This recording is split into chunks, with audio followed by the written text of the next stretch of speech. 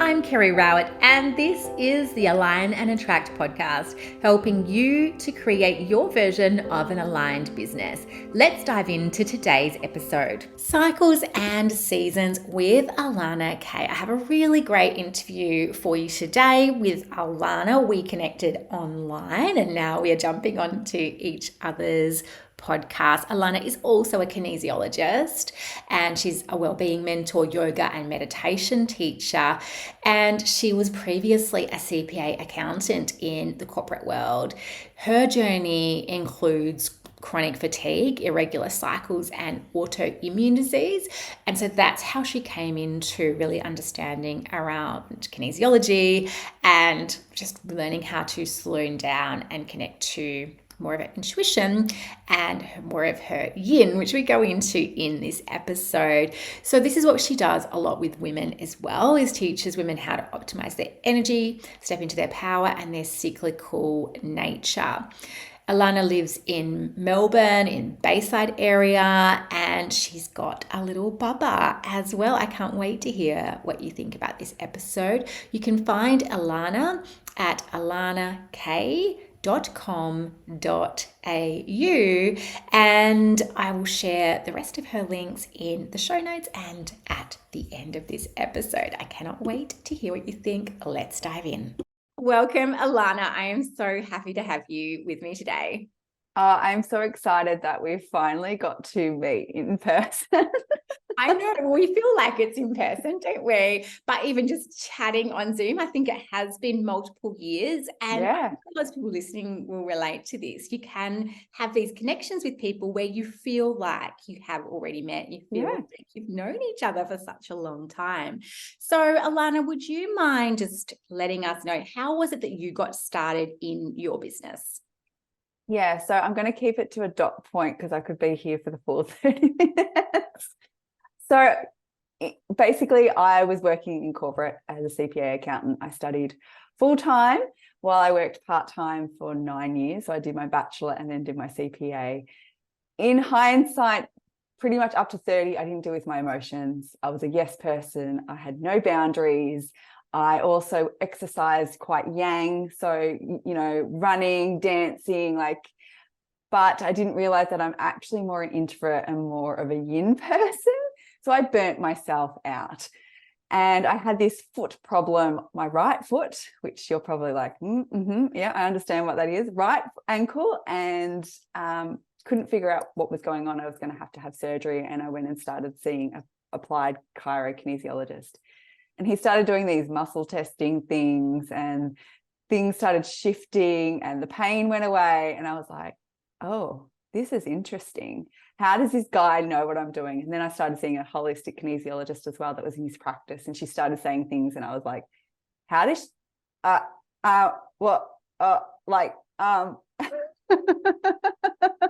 So we know what roughly the right foot or the right ankle is likely to be about, but can you just share with the listeners, what was it about for you?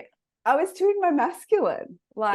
I was just all go, completely overgiving of my energy. And it was all about work and all about others. And there was not enough me listening to my intuition, listening to, I didn't have a cycle at time. I'd gotten off the pill. My cycle had disappeared. My intuition was, I don't even know where she was. She was somewhere else.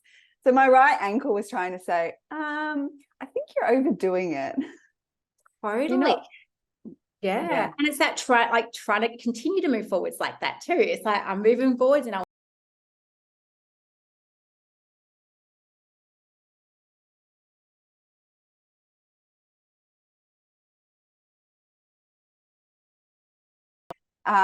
for me sometimes to listen. And so I ended up with chronic fatigue after I'd started delving into all of this stuff, because I started studying kinesiology, and the universe was like, you can't know this and live like this. Go and fix yourself. So I never intended really to be a practitioner. I went to study for myself, but I loved the modality. And I started my business from there. And then it grew into also doing things like I became a yoga teacher. I also teach a lot of guided meditation and holding space for women to stop to listen to themselves, to honor their energy, to understand their energy cycles. And this is where I am today. And hopefully not to get to that point, right? Where we hit that burnout, or we hit that like sign that you can't ignore anymore. It's just so vital that we learn how to listen to those more subtle signs, isn't it? So I'm guessing this is how you got your real interest in women's seasons. Yeah, absolutely. So can you tell us more about that and how you weave that into your business? Yeah, so every week of our cycle, like our menstrual cycle, has a different energy or season. We have 4 seasons in the year, but a lot of us don't necessarily love or enjoy. I would say majority of people, not everyone is the same, but majority of people would say that their favorite seasons are probably spring or summer. And I was one of those. And not necessarily wanting to move through the autumn or move into the hibernation of winter where we have to stop. Fortunately, we need winter, like we need the hibernation. And the same thing happens in our weekly cycles with our menstrual cycle, but we also have seasons of our business. So if we're constantly in launch, as an example, you're going to burn out pretty quickly. Yeah. So just so that people understand, if you've never understood, or this is kind of a new concept. So week 1 of your cycle is like your winter cycle. So that would be when you're menstruating. Week 2 is like your spring.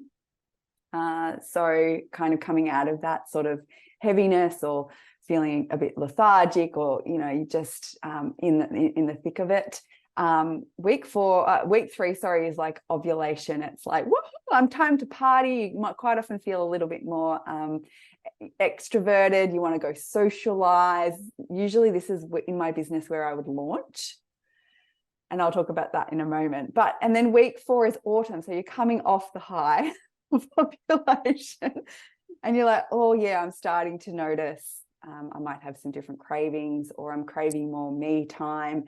And, or it might be you're saying to your partner, like, be a bit more mindful that this week is, I'm moving into cave time. Like, men have cave time too, but I'm moving into cave time. So, just be mindful of where I'm at. And then what I would do is I quite often would plan my monthly schedule in my business around where my energy was at in relation to my cycle, because some women are fortunate where they don't necessarily, like, they go through the seasons every week, but there's not a dramatic sort of drop. Whereas other women, and women like myself, I go from ovulation, I'm like, whoop, and then I move into that week before, or the couple of days where I'm bleeding, and I'm like, I've got nothing.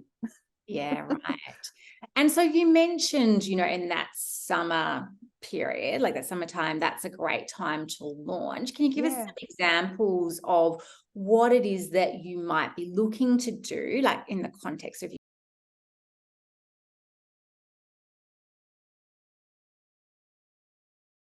winter phase? To be honest, I might give myself permission, unless obviously it's a client day, because I don't just be like, oh, sorry, I'm going to check out. Yes. Not see you this week or today because my cycle's arrived. But I would just see clients, and I might reply to a few emails, but I wouldn't do a lot. I'd give myself permission to kind of switch off as much as I could in that menstrual week. Yes. And only do things that I felt inspired or energized to do. Mm-hmm. And then moving into spring, it would be more like planning that month ahead, or you might be doing content for a launch, or, you're doing your social media for the month, or you're just starting to feel like you're getting organized, because spring is like that. We're getting organized. We're decluttering things that aren't serving us. Very similar in our business. And then sort of around ovulation, I would be, that would be some time when I would launch something, or maybe I'm doing a masterclass or a workshop. Maybe I'm running a retreat. I used to also work down in Gippsland. I would quite often, between sort of spring and summer, I'd go and see clients down there because I'd have more time to travel. So it could be including travel. And then moving into autumn, I might be working on things like podcasts or blogs, or things that weren't necessarily taking up a lot of my brain or energy, or I needed to really think, I suppose, as optimally as you might in a spring season. Yes. And kind of starting to clean up things as I move into my menstrual cycle, because sometimes a day or two before you don't have much energy either. And as I said, every woman is obviously different, but some women really feel that drop as it gets closer towards, that sort of bleeding time. Yes, I love it. And so how do you find this tends to play out for clients? So when you have clients come to you and you feel it's important for them to step more into this understanding, where are they often at when they arrive to you? Well, quite often they're either completely unaware that their energy shifts every single week, or they're trying to do, like, they're in that overwhelmed phase. Like, they're trying to do everything and anything all of the time. So it's like just like a bit chaotic or erratic. Mm-hmm. And it's like, we just need to find a little bit more of a flow, of a structure around knowing how to tune into your energy every day, and then scheduling your weeks around that energy management a little bit more, because some people also within that are morning people, but then sometimes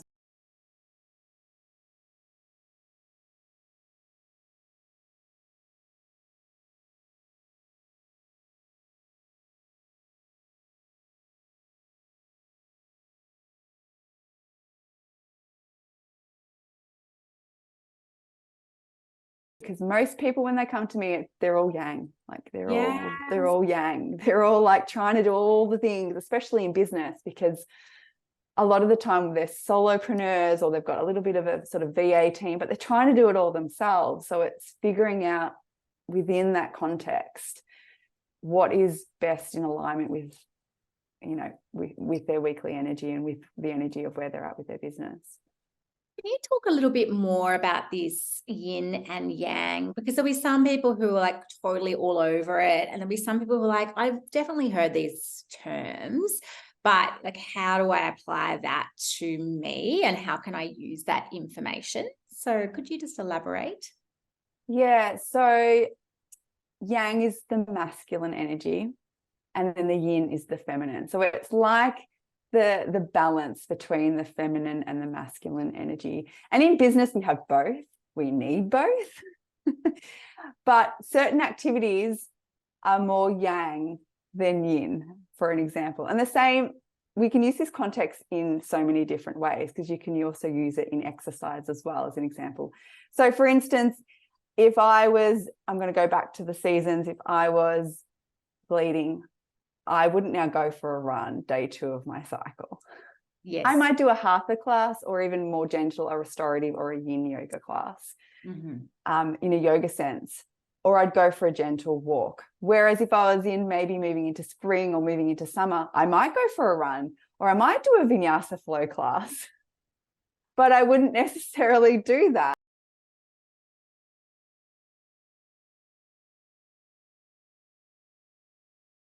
My body there.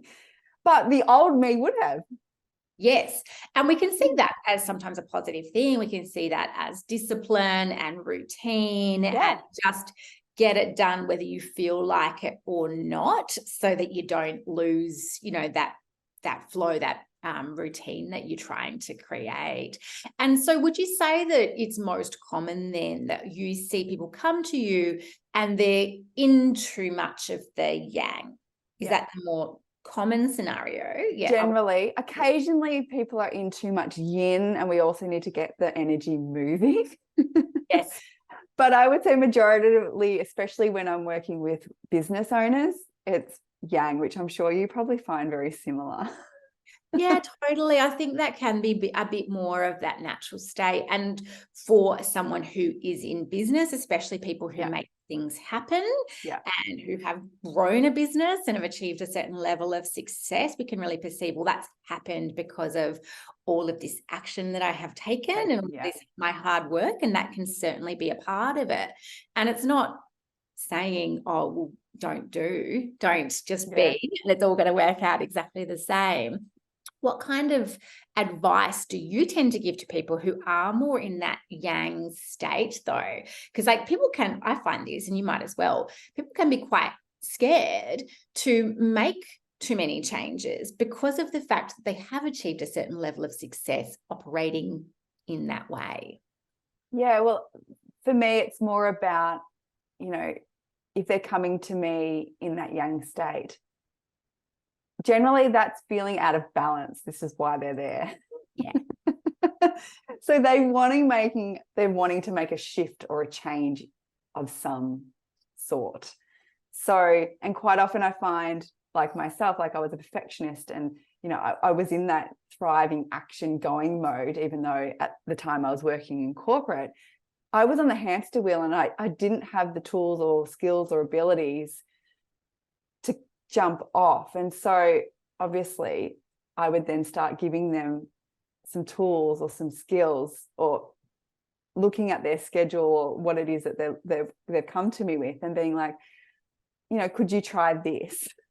Yes. Or have you thought about this? Or what is your, I do a lot of checking in and coming back to intuition, which I know you do too. I'm a really big believer of checking internally first before. So, maybe checking in with self before I made a decision around, do I launch here? Or does this feel right for me right now? Or is this my ego talking over my intuition? Totally. I think developing that like body awareness and body connection, I would agree that for some of the clients I've had come to me who are very yang, often corporate, sometimes who are entrepreneurial, but yeah, they've completely can be cut off from that feeling stage. And so you might say, okay, well, this is the emotion that's coming up. And if you're asking people to tune in, where can you feel that in their body? It'll be like, I can't feel it. Or in my head, it's like that disconnection. Yeah. So coming back to that body is just so critical, isn't it? Well, because a lot of them quite often aren't grounded in themselves. And at times they're not even really truly making decisions for self. It's almost like they're on the default.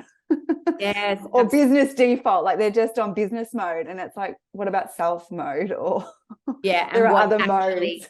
That's right. And what's actually right for me here, I find another thing that often comes up when people are in this state is that the boundaries of it's fine to work and it's fine to work hard, but what other boundaries can you put around it so it's more contained, and what else can you add which will give you more of that yin energy or give you more of that balance? And that can be literally, what are you going to book into your calendar, like the yoga class or something else that is a bit more non-negotiable, so that you can actually know that you're going to get some of that more inwards time for you.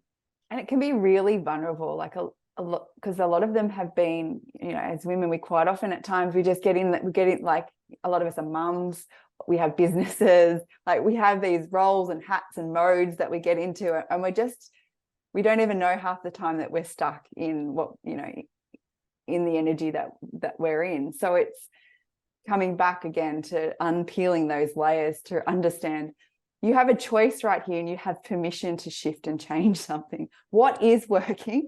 Great. What is not? Let's fix that and figure out what that might look like. But some of them are like, oh, I can't do that. I'm like, yeah, you can. You can. Yeah. It just takes one foot in front of the other, one session at a time, one peeling back of that layer, and then you having the ability to make that choice. But you can do it. That's right. Finding that power. And I think the other thing that's coming up for me is knowing you might not get a tangible outcome, and that can be scary and hard, because a lot of the reason I find that people will fall into that hard work, the pushing, the doing mode, is because there is an outcome at the end of it, and there is a sense of achievement and accomplishment that comes with that. If you commit to just switching off, and like, I'm going to make sure I'm off my laptop, for example, by this time at night, or I'm going to commit to meditating each day or going to a yoga class once a week, whatever it might be, you might not feel anything in particular as a result of doing that. You may not notice any particular benefit to your business. And that can be hard because it's still knowing, and it's important anyway. Well, that's that trust and faith factor. And the more, quite often, I find that people lean into that intuition and put in these, as you would probably agree, the pause moments or doing things that nourish self, the business thing naturally does its own, or evolves, or ends up being better than it was. But at the time when they come and see you, they can't see it. Yeah, that's right. And even though it's a relearning. There may not be a tangible benefit, and also there might, but it might be more subtle than what you're used to, and it may take longer. Whereas doing those extra, 5 hours of work, you might be able to see a tangible outcome from that. So it's different. It's so interesting. So we talked about the monthly cycle, and also how that can apply within your business. And I guess there's those broader cycles as well, like life cycles. So I wonder if you could speak to what kind of cycle do you feel like you're in your life at the moment? And then what does that mean about the choices and decisions you're making? So over the past 12 months, I have a 13-month-old. So I feel like I went into winter late last year, early of this year. And I feel like I'm moving probably into a spring phase a little bit, because I'm getting back into seeing clients a couple of half days, getting back into my weekly podcast, starting to run some online classes, and then thinking about a few courses and things that I'm going to run next year. So I feel like I've moved out of the hibernating and the resting and the focusing on family time, which was not necessarily easy at some points because my brain constantly is creative. But I had a beautiful little child, baby girl, to look after, and that was a bundle of joy. But moving into spring, spring is all about clearing out old beliefs, or clearing out, decluttering things that aren't serving us anymore, and making way for new. And I feel like I'm starting transition from pre-baby to business with baby. And it looks completely different to probably what I even envisioned or expected, because children are not, you cannot plan or organize or be rigid around a child. They do what they want when they want, and I don't have a sleeper. And she's quite a extroverted child. She's very yang energy and very yang to my yin. And that's been challenging at times, because there have been times where I'm like, can you just, she's never been a baby to sit still. These beautiful babies at Mother's Group that sit on the mat and just sort of, do their thing. No. So I've had to learn to nourish myself in really small chunks, rather than, half an hour walks or an hour yoga class. I've had to do things like a yoga nidra in the afternoon when she sleeps, a 5-minute meditation in the morning, or a picking over an oracle card and working with my mindset, a cold shower or a beach swim instead of, a beautiful going somewhere for having a float tank or something like that. So being really aware of my time, time management, energy management. But remembering that you can have that dance between motherhood and business, and you can find a flow that works for you, and your business doesn't have to look like everybody else's on Instagram. Totally. It's exactly right. And it's finding what works for you as best as you can within the context that you are in. So my eldest now is 6.5. So I'm a little bit further along, but having said that, it's not like after the first year I was like, woohoo, I'm back to. No, I actually think so. I think it was until my daughter was 3, she just turned 4, so it was really 5.5 years of mostly winter, then a bit of spring, and then very brief summers. This is in the business. Might be able to do something, a launch, and it's like, that's it. You're not doing that again for a while, maybe a year, and then you can try again, It was very interesting adjusting to that and understanding overall this season is a very different season. I had a non-sleeper, same as you, very extroverted and real mummy's boy, did not want to be with anybody else. She's similar.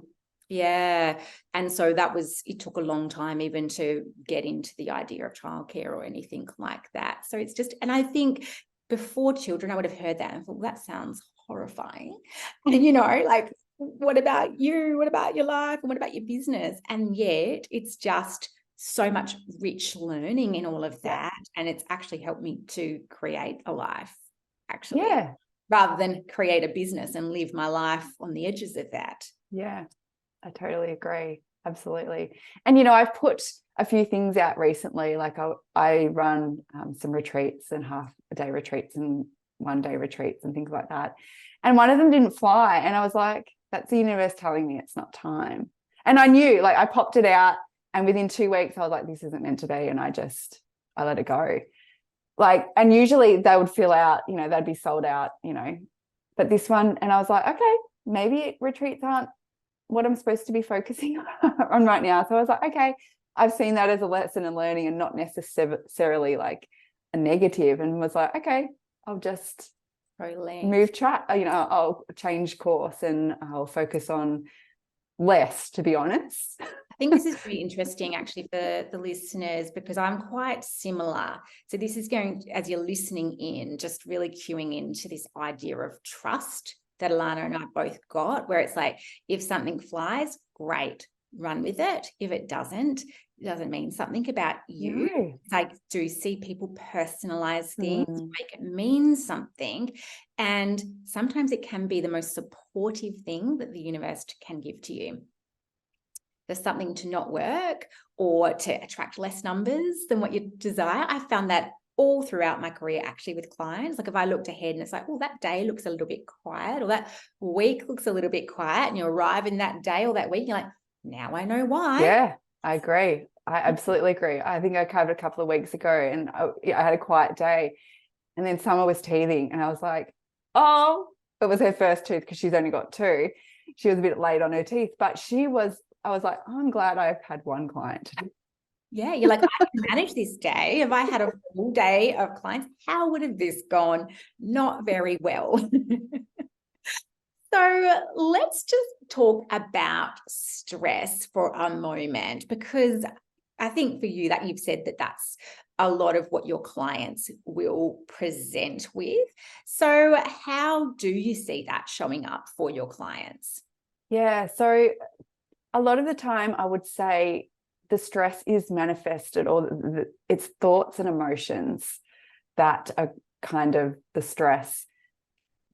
There is the physical stress as well, but they're so in their heads or so in the emotion that they're disconnected again from the body. Yes. And quite often they don't understand, well, they understand what the stress is, but they don't understand how to move through the stress to get back to a state of grounded, centered, balance, ease, and finding a solution. So they're coming to me being like, this is happening, or this is happening, or I've got this going on in the body, or this, my cycle's here, or I've got this shoulder pain, or whatever it is. And they've disconnected from what they really need, and can't see the trees, from the forest. Yeah. It's that feeling really under-resourced, isn't it? Like unequipped to deal with what is happening. It's just reconnecting, isn't it, to yourself and to what is true and to your own wisdom. And then from that place, it's like, and from your own like true energy. It's like they're quite often, they are stuck in this sympathetic dominant mode, which, there's the nervous system as part of rest and digest, or kind of fight and flight. And they're stuck in that nervous system, fight and flight, and they don't know even how to get off the hamster wheel to get into that rest and digest. And then if they're there long enough, they go into freeze mode. Totally. I would love you to talk to us about, like, if you're in that stress mode. I mean, of course, you can work with a practitioner, you can work with either of us if it's something that's really significant. You're like, I cannot get out of this myself. But how do you, support people to understand how do you get out of that stressed state and back into that parasympathetic dominance, that rest and digest? Yeah. Well, I would say the first thing is always awareness of knowing that you're actually in that state, which I know can be a bit controversial because sometimes you don't realize that you're stressed, but usually there's a sign. So for me, I know when I'm stressed, maybe I'm not sleeping or my digestive system is a bit off. Maybe I'm a bit edgy, like my nervous system, I feel flighty, like I've had 10 cups of coffee.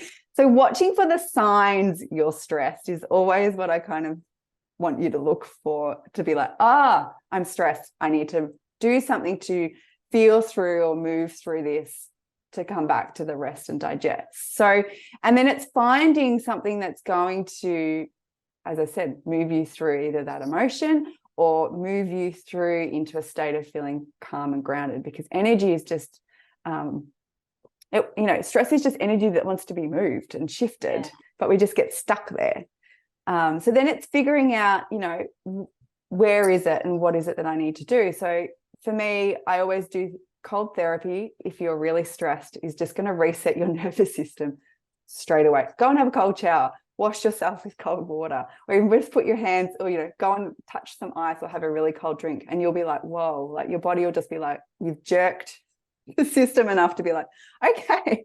I love that. Yeah, it's a really easy one. Yeah. Because not everyone's into yoga or meditation, and not everyone can always go for a walk. But I mean, most of us can access, maybe not necessarily in the middle of the day, but we can go home and have a cold shower to reset. Perfect.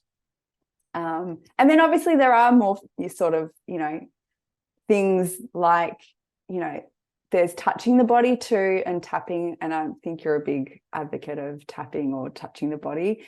Obviously saying a statement, so you can go through any sort of like EFT tapping, because you can go to your cubicle, like if you work in an office or if you work in a shared space somewhere, but even if you're office at home, you can do some tapping. Music is another great one, doing any type of dancing, obviously getting outside, any type of walking gets the left and right brain moving, that also rewires your nervous system. Yoga, breath work, even a few big deep breaths, really focusing on that exhale, releasing the breath. Smelling an essential oil can also hit the part of the brain that goes, oh, I'm in a stress state, I need to calm down, taking a few deep breaths. I mean, there is thousands of sort of tools I could give you, but there's some sort of easy ones that you could probably access anywhere. Yeah, they're really great. And a couple of others that are coming to me, which I'll mention, are shaking it off, like just that, like it's something really quick and easy you can do in the moment. Stand up and just shake it out. When I'm doing group calls, we'll often do that because, the energy can get quite high. Even if we've just done EFT, it's like, and now just shake it off, just shake it out. And that will just help your body. It's just animals do it instinctively just to release that stress. And you mentioned touch, and it just reminded me that's a really good one. You can squeeze your body and just give yourself that. Or even like a hug.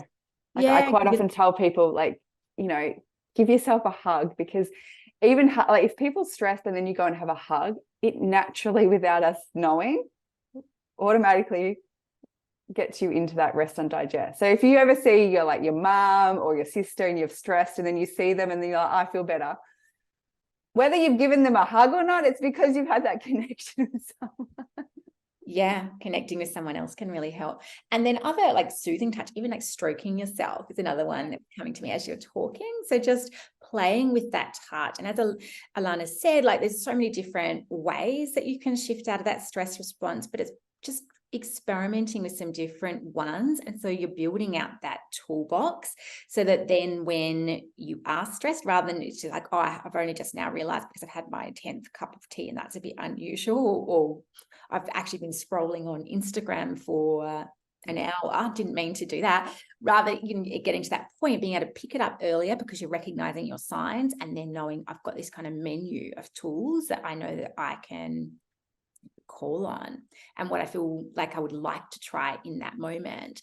So you talk about completing the stress cycle daily. So can you just finish up by telling us, how do you actually do that? So it's kind of like at the end of your day, making sure we complete the cycle of whatever it is that we've experienced. Usually on every day that we've had some sort of stress, even if it's just rushing your kids to school or rushing to pick them up or rushing to finish that thing in your business or writing that email. Usually on some level, we're in sympathetic mode most of our day. And so it's just moving you into that rest and digest before we head into bed. So it's doing something after your work day to almost like be like, all right, I'm done with today. I'm coming back to myself and I'm allowing myself to head into bed feeling rested or about to feel rested or relaxed so I can have the best quality sleep that I can, because sleep is like the best thing for our minds, body and souls. And we need sleep, but quite often if we're jumping into bed stressed, we're not going to have that deep, deep sleep that we need to heal our bodies, heal our minds and our souls. So again, it could just be something like a shower, or you could come home and listen to music while you're cooking.